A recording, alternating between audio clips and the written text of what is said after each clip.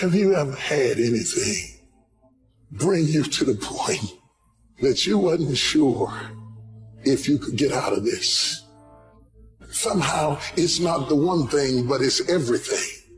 It's everything you went through all the years before, and to find out that the things are never going to stop coming at you, that finally brings you to the point that you say, you know what, I'm not sure I want to get up out of the bed in the morning if all I got to face is another fight.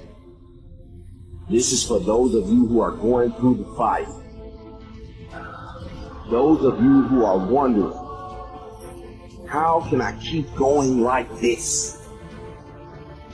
Some of you have been through so much that you should have lost your mind. It's all right to fail as long as you fail forward. It's all right, but I need you to have heart, because there's some things you just can't get without perseverance. Don't think it's strange when things happen to you, because every man, every woman, every boy, every girl will go through a time where your faith will be tested. I know what it's like to barely hold, to barely feel like you're breathing, to barely feel like you can come off the air. Look up. Look up and recognize that there is a way out. There is a path for you to take. And it's not an easy path. It takes courage and it's hard. But what is the other choice? What else can we do? Let the darkness completely consume us, be overtaken by temptation and vice? No. Do not accept that. You can triumph over these dark forces. You can become better. You can be better.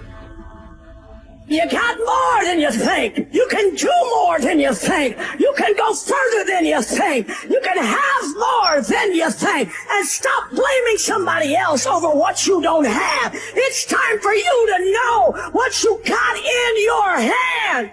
Stand up for your dreams. Stand up for what you want in your life. Decide that your life is so meaningful to you, that you love you and you love life so much that you're going to stand up for what you believe in, because you can fall for anything. And so by being committed to everything that I started, I finished it and built a certain type of spirit. It built a certain type of mentality. And so now I couldn't quit even if I wanted to. I couldn't stop even if I wanted to. I had too much sweat equity in my life and everything that I was doing. When it gets tough, I'm going to press my way. When I get tired, I'm going to press my way. When it's not convenient, I'm going to press my way. When my heart is broken, I'm going to press my way. When I'm rejected, I'm going to press my way. When I'm broke, I'm going to press my way. When I'm despaired, I'm going to press my way.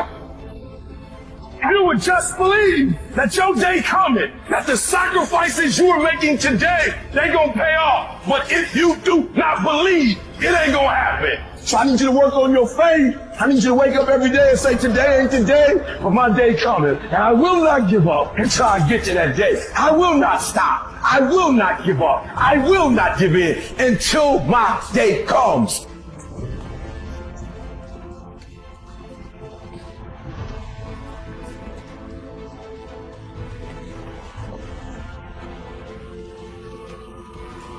This is another concept which has made its rounds in the world, that something else should motivate you to do what you're doing. If what you are doing is significant enough, you don't need any other thing to motivate you. If what you are doing is truly significant to life, why do you need another motivation to make that happen? If you really understand and experience that what you are doing is truly important for every life around you, you don't need a motivation. Life just goes on. See, does your heartbeat need a motivation to keep it going? I'm asking you, all the life processes is not asking for any motivation, isn't it? Monsoon is coming. Any motivation? No, it's coming year after year. The natural process is going on. Simply like that. In you and me, life is on. What I'm telling you is, if you are doing something which is aligned with the fundamental life process of who you are, This can find a million expressions. It need not be just spiritual teaching. It can find a million expressions that what you are doing is aligned with your fundamental life process. Then you will not need anything to motivate you. Simply, as a part of life, it will just happen. How much you do simply depends on how much time you invested on upgrading yourself. The problem with the world right now is people are always trying to upgrade their activity. If you upgrade your activity without upgrading yourself, you are bound to break up somewhere. It's like you went on a Formula One track because you want to be on a fast track, and you went with your Maruti 800. Suppose you hit the right kind of speed. All the four wheels will go in four different directions. It won't hold up. If you want to be in that kind of speed and that kind of track, you must prepare the machine. Upgradation of this one is important. If you upgrade yourself, activity will simply happen. Many people around me, many times think I'm superhuman because of the activity that I perform. This is not about being superhuman. If you explore the possibilities of being human, if you explore the possibilities of the immensity of being human, you will realize you don't have to be a superhuman. Being human itself is super. So you will not need any external drive or some other inspiration. The very process of life will do it. It turns out 95% of who we are by our midlife is a set of memorized behaviors, unconscious habits, hardwired thoughts and attitudes, conditioned emotions that are so familiar to us that it doesn't even feel like fear, or it doesn't feel like sadness. It's just who we are. It usually takes crisis or trauma or disease or diagnosis or the lowest point in your life where you're knocked to your knees. And for that moment, you actually have a view of yourself outside of yourself. You can see yourself from a different state. The facade, the whole illusion is over. And that's when a person really begins to think about what they've been thinking about. They begin to notice how they speak or how they act. And I think they begin to pay attention to those feelings on a more regular and conscious basis. And the word meditation, I looked this up because when I started my journey, I'm very scientifically minded. The word meditation, the symbol means to become familiar with. So then the first step to change, if you wanted to create a new life, you have to change. It's change your personal reality, you have to change your personality. And the first step is consciousness or becoming aware.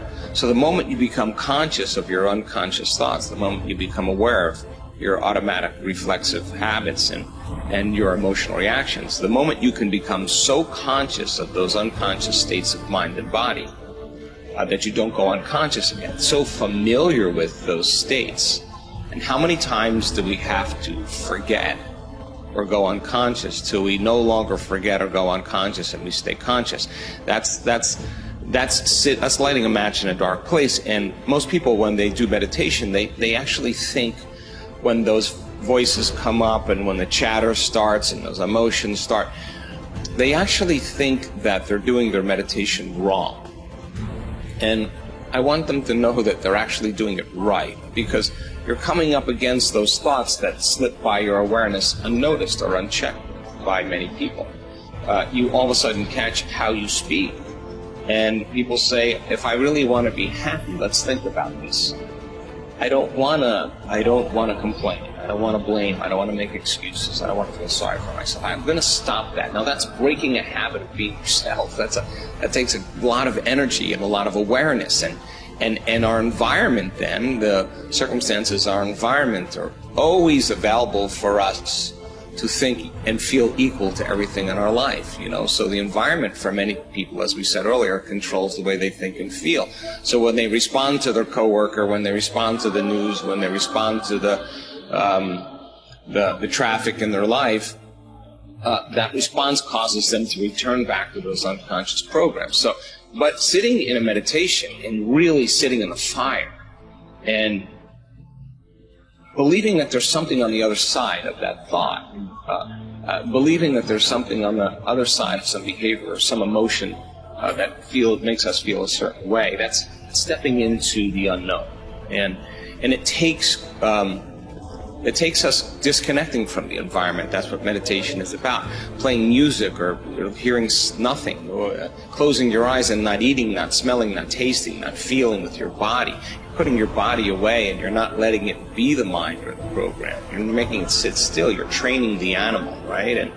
And a person starts feeling emotional and they catch themselves starting to feel those emotions. Instead of letting that emotion drive certain thoughts or actions, that person settles the body down in the meditation and brings it back into the present moment, and that's a victory.